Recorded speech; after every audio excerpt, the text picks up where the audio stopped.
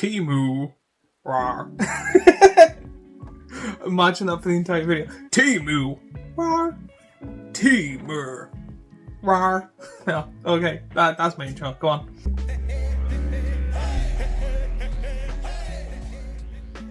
Hey everyone, I'm Kojo, or CJ, and in this video we are going over Timu. Rawr. Sorry, the last time I'm doing it. I'll be going over the commander, the sub-commander, and the context of the deck to answer, is this deck worth buying or not? But before I go any further, a word from our sponsors, which is me and my small little Etsy store, where I make t-shirts and hoodies in multiple colours and designs for people to enjoy, and they're very comfortable and nice. So if you like me and what I do, first, like, subscribe, and do all that other stuff. Secondly, buy yourself something nice, and it helps support the channel. So, getting right into the deck, this is a 3-colour deck, again, green, blue, and red. Really cool colours, but I will say, before I even talk about any of this, I have an Animar deck. It's one of my favourite decks. If people want to see a deck on it, let me know. But I will probably be looking at this deck more in the point of view of, is there any good upgrades for that deck? So there'll be maybe a few comments going, oh, this is good for like my Animar deck and stuff like that. So again, I am going to be focusing on, is this worth it and all of that? Sorry, just the Son of God decided to come on me. But I will be focusing on the deck itself and the context of the deck to see if it is worth it or not. But there will be a few comments here or there talking about my Animar deck. So let's get on to the deck. Starting off with the commander of the deck, and the commander of the deck is Eshki Timu's Raw. For a green, blue, and a red, you get a legendary creature, Human Warrior, that is a mythic. Whenever you cast a creature spell, put a 1/1 counter on Eshki. If that spell's power is 4 or greater, draw a card. If that spell's power is 6 or greater, Eshki deals damage equal to Eshki's power to each opponent and is a 2/2. I love this commander. I love commanders that are like low cost but still get stronger and stronger each like turn. Again, protection would be a big thing in my opinion for this. A 3-colour commander that's a 2/2 is really good. Then you just need to play something that is a 4. So again, your early game will be mainly ramp, and then you power it up. Probably put a few little things that, like I say, this and hardened scales would be absolutely great. Powering her up and then doing large amounts of damage. Giving her lifelink is hilarious in my opinion. I actually think I might make this as a deck, mainly because the thought of going, cool, let me think. I'm going to tap 2 green to play Golter, and my Eskies will even say a 4/4, like even not powered up that much. So that's 4 damage to you, you, and you. So that is 4. Yeah, no, it's. So yeah, 4 damage, 8, 12. That's 12 damage to those 3, and I gain 12 life. That is hilarious in my opinion. I do really like this as a commander because it has a cheap cost. It also has a really cool ability that powers up. I actually say this could be a potential threat with the amount of 1/1 counters you can get and the ways you can move 1/1 counters around this, and the obsolete, the thing that lets, if a creature dies with 1/1 counters, you put all the 1/1 counters onto this artifact, then you're able to spread them out. Putting this and Forsaken Agent in, really good card for this deck. So a lot of 1/1 counters, a lot of big powerful creatures, a lot of like easier ways to cheap stuff out. This and Omniscience will be hilarious. Draw, so you constantly have a good hand. The blue Elder Dinosaur would be great in this as well. I'm pretty sure that's higher than a 6/6 as well. I could be wrong. I think it might be a 5/5 or something like that. I do think a lot of draw, a lot of 1/1 counters, and a lot of like really cool cards, like even putting in Omniscience, the cards that do double red, anything that is red, double red damage, triple red damage, and stuff like that. So her damage is even doubled and tripled. I actually might really make this a deck of my own. So if you're interested in this and a comparison of the deck that is made and the deck that I make combined, let me know in the comments down below. This would also be really good in Animar in my opinion. So with that kind of love letter, I didn't think it would be that long. Let's go on to the sub-commander, and the sub-commander is Ureni of the Unwritten. For 4 green, blue, and a red, you get a legendary creature, Spirit Dragon, that is a mythic. Has flying and trample. Whenever Ureni enters or attacks, Look at the top 8 cards of your library. You may put a dragon creature card from among them onto the battlefield. Put the rest on the bottom of your library in a random order, and it's a 7/7.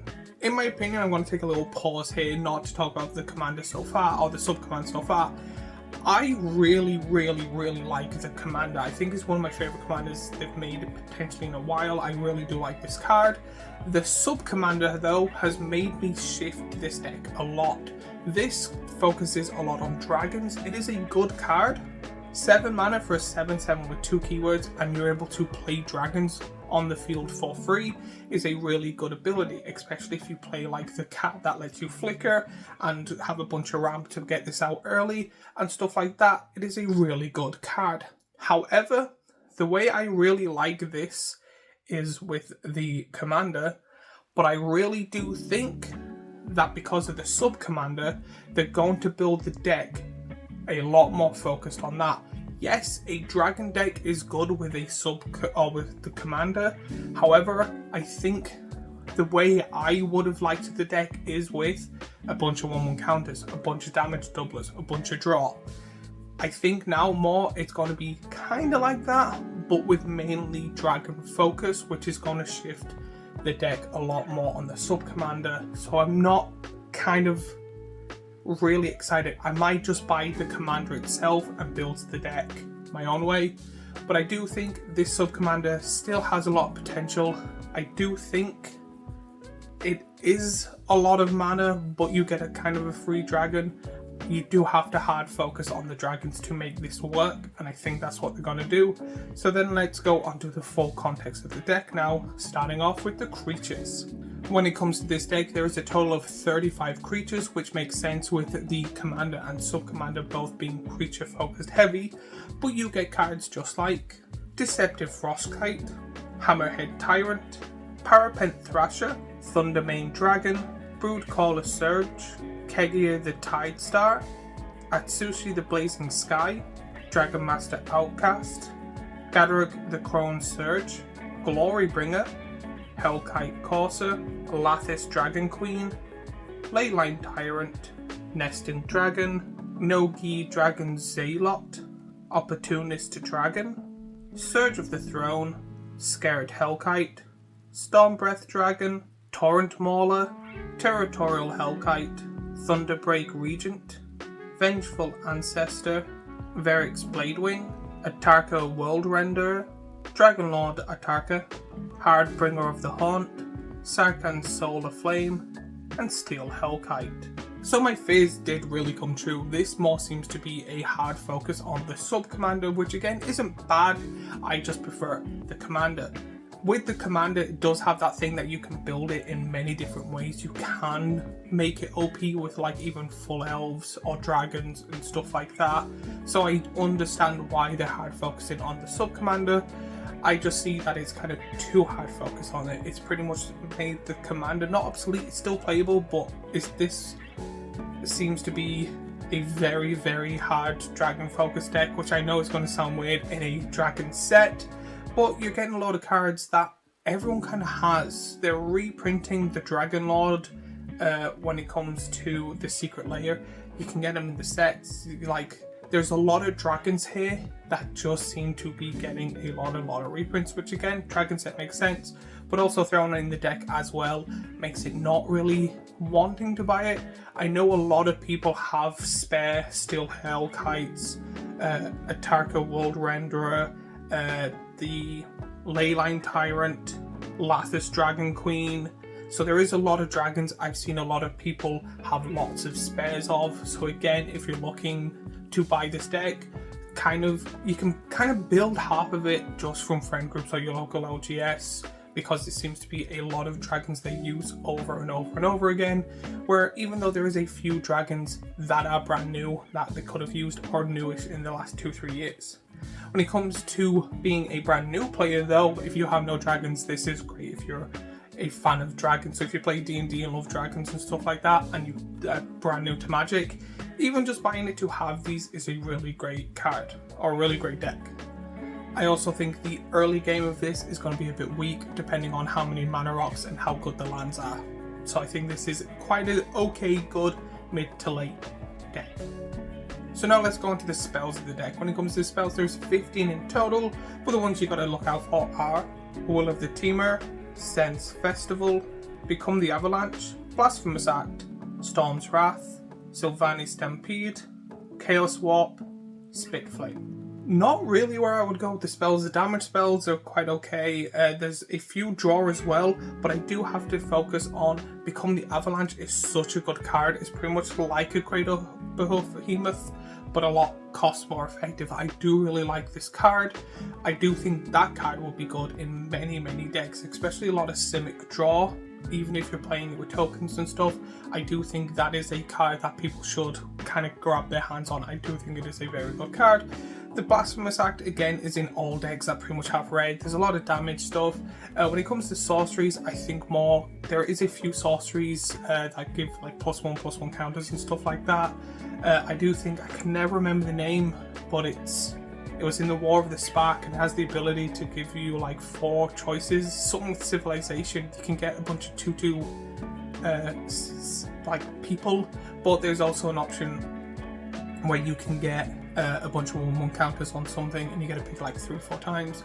There's a thing that's like target creature gets +3/+3 and it says it like 3 times. So again, I do think that would be really good. So again, there's a few spells that I would personally put in, but again, I would put it in mainly for the commander. A lot of these are just damage and draw spells that are generically good. Now let's go on to the enchantments. When it comes to enchantments, there is 7 in total, but only 3 I want to talk about, and they are Reflections of Littjara, 4-tier Siege, Temur Ascendancy. These are okay. I love the Temur Ascendancy card. The other cards are just kind of okay to good. Again, the way I would build it is completely different, so when looking at this, I'm kind of like, yeah, no, that's fair. It just seems to be kind of, I like more hard focusing on the commander and subcommander. These are just generically good cards, except the Temur Ascendancy. But again, given all this stuff, haste is quite a good card in general. I think, and I could be getting the colours wrong here, there is, I think it might be blue, red, white, so that's probably why they don't have it in. But there is the one with Narset, it's an enchantment, and it's like you get to draw a card or something. It's in one of the other decks, I think, so yeah, that makes sense. So I do think that the enchantments are probably going to be, the enchantments and artifacts are probably going to be the possibly weakest part of this deck. But talking about artifacts, let's go on to them. When it comes to artifacts, this is my first time doing this. There's 6 in total, but they are all mana rocks, so there's no point really going over them because even the mana rocks are just generically good mana rocks. There will be a deck list online and stuff if you want to see, but there's not much for me to talk about when it comes to the artifacts. So let's go straight on to the lands. When it comes to this, there's 37 lands in total, but you get lands just like Cinderglade, Flooded Grove, Heaven of the Spirit Dragon, Hinterland Harbour, Kessig Wolf Run, Mossward Bridge, Rockfall Vale, Rootbound Crag, and Sulphur Falls. This has been my opinion on all these decks so far. They are, in my opinion, 95% good. Since most of the decks are 2 and 3 colours, I do think putting a second filter land in would make this like great for wear and cost effectively for the decks that they are making. They've just made it that slightly bit worse. They're kind of not focusing that the game keeps getting stronger and stronger each year. They're kind of maybe half a year to a year behind, in my personal opinion. If you are upping the price, upping the stuff like that, up the cards, putting 2 filter lands in is really good and would possibly be one of those things that people will buy it. Or more people will buy it because it's usually the lands that people give out about when it comes to these decks the most, and I think that fix is 1 or 2 filter lands. I do think when it comes to the rest of the lands, really good cards that work well with the deck. Now my thoughts and opinions on the entire deck as a whole. I love the commander. They could have done so much when it comes to the commander. They could have added in so many good cards, so many stuff like this. However, they kind of faded it a little bit off. Again, if you're playing a dragon that lets you play other dragons for free, there is cards that work well in both. There's the red damage doublers and triplers that work well in both. Your dragons that have the red pips doing double and triple damage, great. If you change your subcommander to the commander of your deck, that doing double and triple damage, great. Omniscience in the deck works great for both. Playing creatures to get +1/+1 counters, playing more dragons for free, great card. Also enchantments that whenever you deal damage you get to draw a card, works well on both. I do think there was a few cards that they just solely had focused on the SubCommander because anything really works with the Commander.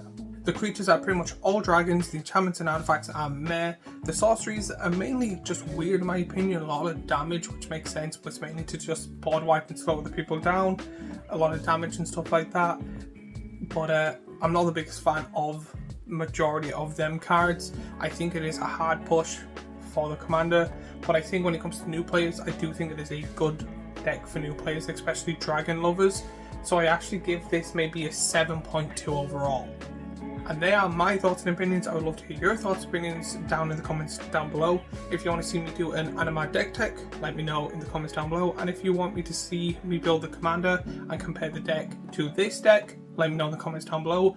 While you're there, remember to like and subscribe and do all that other YouTubey stuff we always beg and ask you for. And as always, if you like this video, I have last week's video here, a playlist of all the other videos I do here, and a subscribe button here, and I shall see you all in the next video.